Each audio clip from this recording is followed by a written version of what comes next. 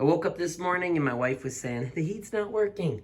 So I came outside and it wasn't, and the furnace wasn't on, and this zone valve right here was clicking away. So I popped that off and this was clicking. I gave it a couple taps and it was totally stuck. What I did is I quickly separated that off and turned those valves off. And then I just unscrewed one of these. This is a low volt, it's 24 volts. And then I just unscrewed this and I separated that. And what I did is years ago, I knew one of these were gonna go eventually. I had bought one of these for like 20 bucks online. And so I had it just sitting right here.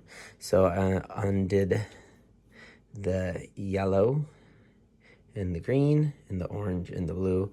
I also separated one of these up here so this couldn't pop off and on as well. And then from there, all I did is there is a star screw right here. I removed this literally had to kind of spin it to pop out, and then I put a new one in, rocked it, got it so that the little gear mechanism would catch. And then I spun it into place, screwed it in, rewired it, and then I just had to tuck these wires back in. So it's only 20 bucks.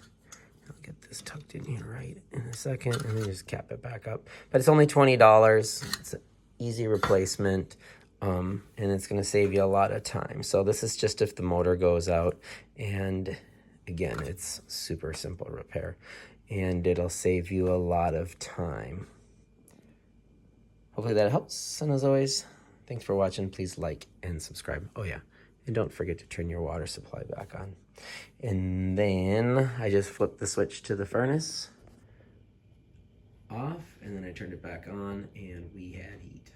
Hopefully this helps, and as always, thanks for watching. Please like and subscribe.